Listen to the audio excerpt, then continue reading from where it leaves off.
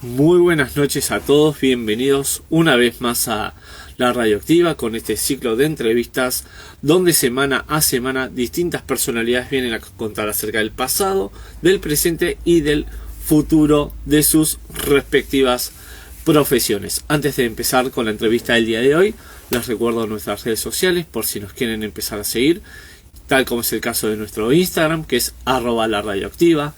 También tenemos nuestro perfil en Twitter, que es @inforadioactiva.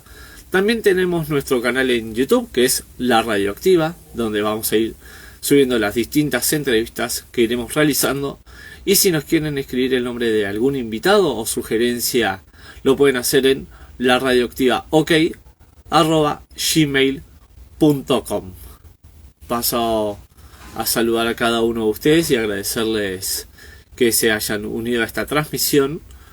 Y sin perder tanto tiempo, vamos a mandarle la solicitud a nuestro invitado del día de hoy para que se una y podamos conocerlo un poquito más.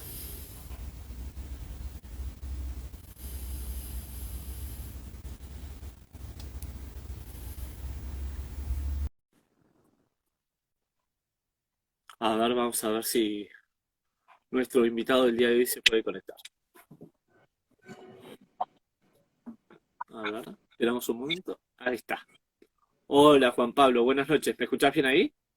Sí, espectacular, Octavio, ¿cómo estás? Todo bien, por suerte. Ante todo, muy buenas noches y bienvenido a la Radioactiva. Buenas noches, un placer. Así que si me permitís, voy a hacer una breve introducción para que la gente sepa con quién hablo y arranco a preguntar. Dale, perfecto. Bien, les cuento a todos que en el día de hoy el invitado es el señor Juan Pablo Romero. Él es un periodista y educador uruguayo. Justamente hablando de lo que es el periodismo, él se encarga de cubrir a la selección uruguaya y la campaña del Club Nacional de Fútbol, y aparte es educador en un colegio en la localidad de Las Piedras, departamento de Canelones, Uruguay. Así que cuando consideres, Juan Pablo, arranco a preguntarte. Dale nomás. Bien, la pregunta obvia seguramente es: ¿a qué edad tú decidiste incursionar en este mundo tan diverso que es el periodismo? Bueno, en realidad creo que la vocación siempre la tuve, pero cuando salí del liceo estudié la licenciatura en ciencia política, no me metí enseguida a estudiar en periodismo. Eh, Después de 2 años de estudiar en la licenciatura en ciencias políticas, ahí sí empecé la carrera de periodismo deportivo en la Universidad Ort, y bueno, nada, eso fue en 2009.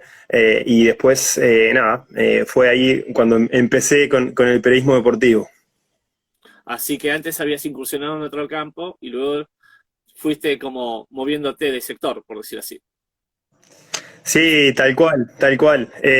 Como, bueno, como te decía, tengo la mitad de la licenciatura en ciencias políticas aprobada, pero bueno, llegó un momento donde, eh, digamos que noté que no era lo mío, y ahí fue cuando empecé a estudiar. Lógico. No, pero está perfecto porque quizás a veces uno suele hacer estos cambios, pero porque justamente, como decís tú, no era lo tuyo y quizás mejor hacerlo a tiempo, ¿no? Que ya después arrepentirse de no haberlo hecho ese cambio. Sí, tal cual. Y aparte, en realidad, de cierta forma, pensándolo ahora, y mirando hacia atrás, siempre tuve la vocación de ser periodista. Quizás en un momento, bueno, me gustaban otras cosas y dudé un poco. Eso también lo hablamos mucho con los alumnos en el colegio, que bueno, a veces es difícil decidir cuando sos adolescente, cuando sos joven. Entonces, nada, ahí como que me costó un poco la decisión, pero en realidad la vocación del periodismo deportivo la tuve siempre. De hecho, bueno, cuando era niño, recuerdo que le hacía diarios, mirando la televisión, le hacía un diario en una hoja a mi viejo, yo que sé, que cosas que guarda mi padre, que después uno va asociando ideas en realidad, y bueno, va como recordando hechos que hacen afirmar bueno, que realmente esta de periodismo deportivo es mi vocación de vida. Seguro. Y justamente, como te conté en vida privada para la preparación de toda esta entrevista, yo soy de estudiar mucho a los entrevistados justamente porque me gusta saber cómo es el día a día, qué es lo que hacen y demás cuestiones. Por eso también es que estás en este ciclo de entrevistas, no es que es de casualidad, te comento. Quería preguntarte en lo que fue tu viaje a Qatar, porque sé que hace unos pocos días nomás estuviste en Qatar, que es ni más ni menos que la próxima sede del Mundial que se viene ahora en cuanto a fútbol en categoría mayores. Quería preguntarte justamente qué pensás que se va a dar en este Mundial. ¿Va a ser un Mundial más técnico, ¿no? Por el hecho de las tecnologías, ya sea como el VAR y también ahora quieren implementar otras tecnologías. ¿Va a ser un Mundial igual o mejor que los anteriores? ¿Cómo pensás que se va a dar en sí? Bueno, sí, estuve en Doha, en Qatar, una semana en septiembre. Para empezar, bueno, evidentemente que al ser un mundial en Medio Oriente, es un mundial diferente a todos los anteriores. Es el primero que va a jugar en Medio Oriente. También es el primero que se va a jugar en esta fecha, un poco por las cuestiones climáticas. Es el segundo que se va a jugar en Asia después del Mundial de Corea y Japón 2002. Evidentemente que, bueno, que lo hacen todos esos condimentos un mundial especial. La fecha creo que es un condimento extraño porque en realidad es en plena temporada, por ejemplo, de las grandes ligas. Después, ¿qué es lo que pienso del Mundial? O mejor dicho, ¿qué es lo que vi? Es un país que está preparado para albergar un acontecimiento de este estilo. Lo que sí me hace un poco de ruido es, bueno, ellos esperan, el Comité Supremo de Qatar espera recibir a 3 millones de visitantes para el Mundial. Lo que me genera curiosidad es, bueno, en cómo en tan poco espacio van a poder recibir a la gran cantidad de personas que esperan albergar. Realmente es chico, son todos los estadios, los 8 estadios del Mundial están en 70 kilómetros a la redonda, entonces realmente si algunos servicios ya a esta altura, a 2 meses del Mundial, ya estaban un poco complicados, congestionados, es la gran interrogante que varios se hacen. En lo que tiene que ver con la cultura, bueno, para nosotros de Occidente es muy diferente a lo que estamos acostumbrados.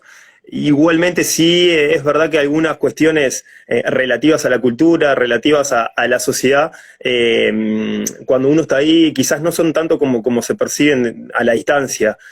Se habló mucho del tema del alcohol, del tema de la cerveza, del tema de las muestras de afecto en público. Evidentemente que, bueno, lo hacen un mundial diferente, pero bueno, vamos a esperar también qué es lo que pase con la pelota una vez que el 20 de noviembre empiece a jugarse. Lógico. Y justamente hablabas esto, ¿no? De que es en Asia, que es un país nuevo, porque por más que es sede, Qatar a su vez es la primera vez que juega una copa, conoce el país en sí, conoce los terrenos de juego, o sea, los distintos estadios donde se va a jugar. Yo quería preguntarte si consideras que puede haber favoritismo quizás por los equipos de Europa o los equipos de Asia, por la cercanía en sí, o es totalmente algo equivocado esto y que es igual para todos, como decís vos, cuando empiece a rodar la pelota, ahí se va a ver a la clara quiénes son los candidatos o no. Sí, en realidad, a ver, hay candidatos que siempre son en los mundiales. Francia, Argentina, Brasil, creo que son los tres que están a la vanguardia, ¿no? Argentina está fuerte, Argentina logró con Scaloni tener una idea de juego, una identidad. No se escuchan problemas dentro del grupo, creo que eso es algo sumamente importante y en la previa lo hacen, para mí, uno de los tres principales favoritos. Después Francia por el plantel que tiene.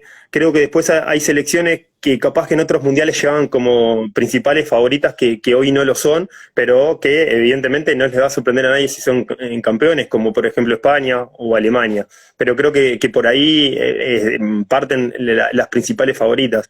Después siempre hay que dejar margen para alguna selección que de alguna forma puede dar un batacazo, como sucede habitualmente, pero rara vez esos batacazos llegan al punto de ser campeones, ¿sí? Capaz que a las semifinales, a cuartos de final o a la final, pero siempre en general en los mundiales terminan consagrándose las selecciones que llegan como favoritas.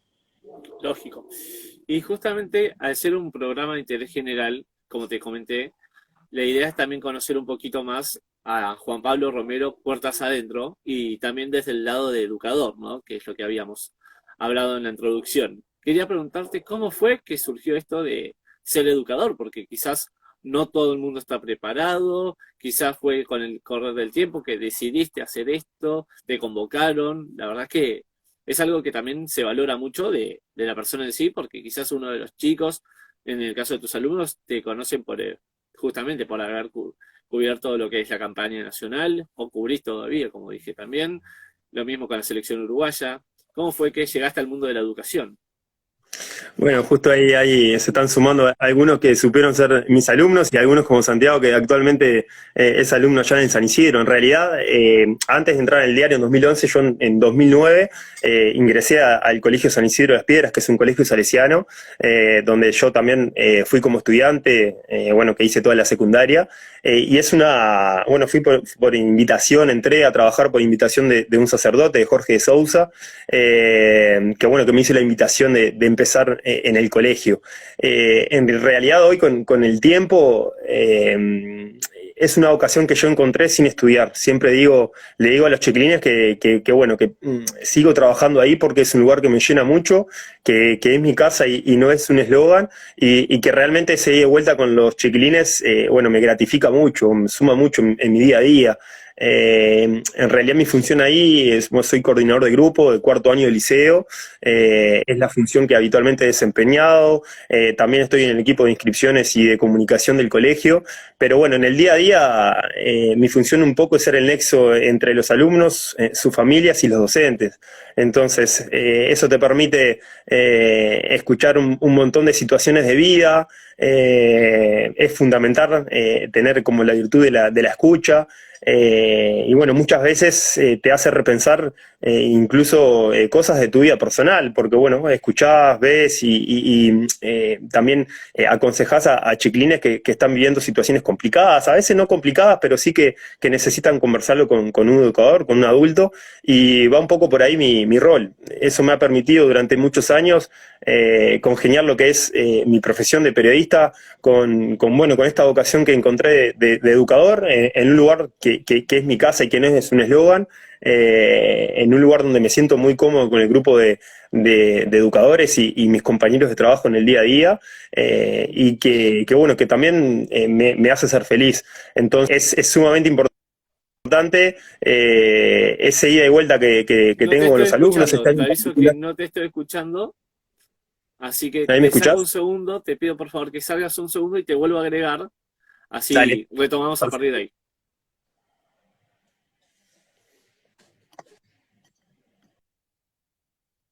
Ahora les pido disculpas a todos que tuvimos que cerrar un momento de la conversación con Juan Pablo, pero no lo estábamos escuchando, entonces ahora lo volvemos a agregar para poder culminar con esta entrevista.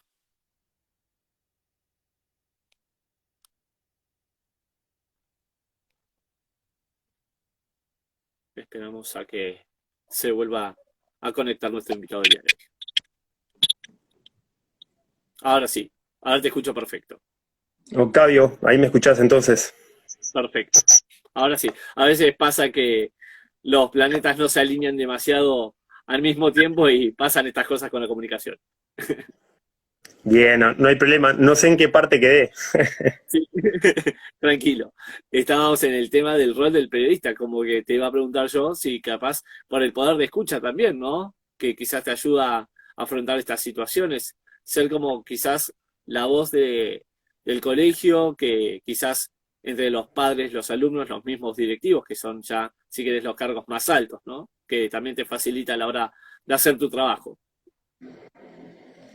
Sí, tal cual. En realidad, como te comentaba anteriormente, que yo en el colegio encontré una vocación sin estudiarla. Evidentemente bueno, es un trabajo que me gratifica mucho en el día a día, que además para los salesianos es un trabajo sumamente importante porque, bueno, en realidad los salesianos surgen a raíz de Don Bosco y, bueno, Don Bosco era una persona que tenía esa virtud de escucha y va un poco por ahí ese nexo entre las familias, los alumnos y los docentes que es sumamente importante.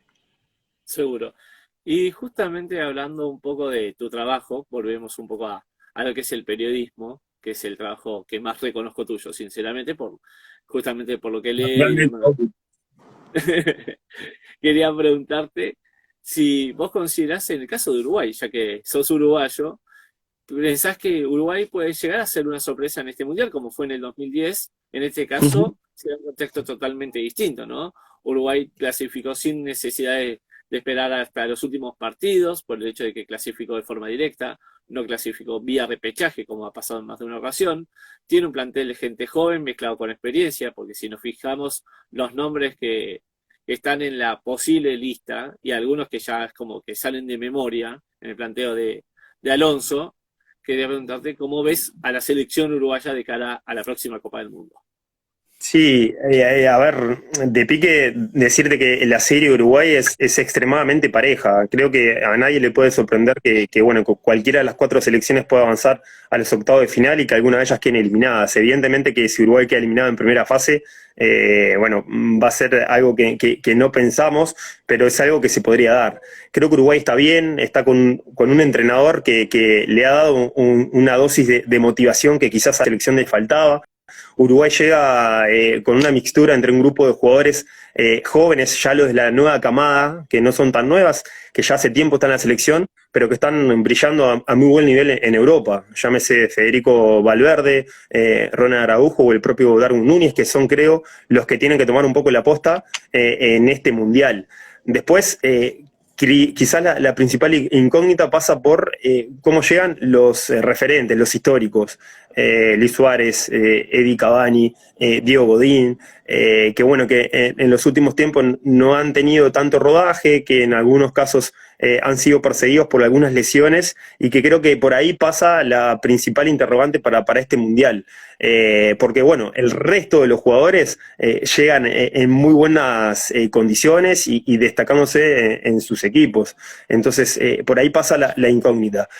Después va a ser importante si Uruguay logra sortear la primera fase, bueno, si logra hacerlo en el primer puesto para evitar a Brasil, que bueno, todos pensamos que en su grupo va a ser el primero. Ese cruce de octavos de final creo que si Uruguay logra, insisto, avanzar a la próxima fase, a los octavos de final del Mundial, ese cruce va a ser determinante para, bueno, el futuro de la selección en el Mundial. Claro. Y justamente vuelvo de vuelta, como digo yo, a el Juan Pablo que está en otra faceta, ¿no? Que quizás no es la de educador, no es la de periodista. Quería preguntarte, sin ser estas dos cosas que son las que haces, ¿a qué te gustaría ver quizás algo totalmente distinto? ¿Consideras que siempre te gustó esto que haces? Porque quizás, por más que obviamente es tu carrera, es tu trabajo, uno tiene alguna otra pasión, ¿no? En realidad estoy haciendo lo que me gusta y en el lugar que quiero estar. Realmente trabajar en el país, en la sección de deportes, en innovación, de niño o de adolescente quizás era un sueño, era un gran objetivo que hoy lo estoy logrando y estoy donde quiero estar. Entonces, en ese sentido, no tengo mucho más para agregar. Sí, también el hecho bueno, de trabajar en el colegio, de esta faceta de educador, también es algo que para mi vida suma mucho, que me siento sumamente cómodo con los chiquilines. Y bueno, y esta faceta de educador. Entonces, también estoy en los lugares que quiero estar bueno, y estoy conforme y feliz con el día a día. Bien. Y justamente hablando de un poco más lo que es tu vida personal propiamente dicha, quería preguntarte qué te gusta hacer en tu tiempo libre. Sé que tenés tu familia, tenés tus cosas, pero bueno, quizás a veces un poco de tiempo para uno no viene nada mal, seguramente con tanto trabajo, ¿no? Bueno, sí, bueno, tengo dos hijos, Estefano y Juan Manuel, Jimena, mi esposa, y en realidad, bueno, en mi tiempo libre, tengo poco tiempo libre, tengo una rutina bastante extensa de muchas horas de trabajo, pero bueno, lo que más me gusta es compartir tiempo con ellos, bueno, en el día a día, bueno, por razones laborales, por algunos viajes también, no tengo tanto tiempo, pero eso es lo que más me gratifica, lo que más me gusta hacer. Después, bueno, evidentemente que incluso en tiempos libres miro muchísimo fútbol, mucho deporte bueno, pasa un poco por ahí. Seguro.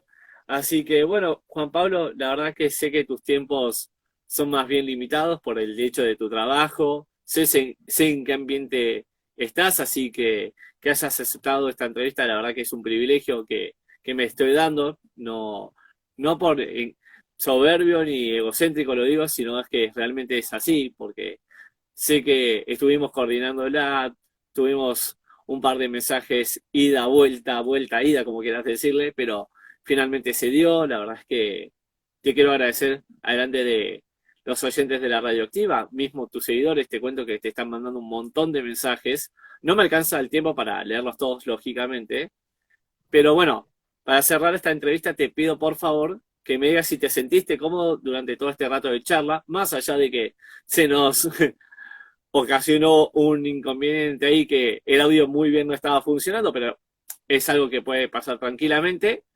Y justamente que te despidas vos mandándole un saludo a la Radioactiva y que bueno, sabes que cuando quieras decir algo, acá las puertas están más que abiertas. Octavio, nada, agradecerte a vos por el tiempo, por la entrevista, fue un placer.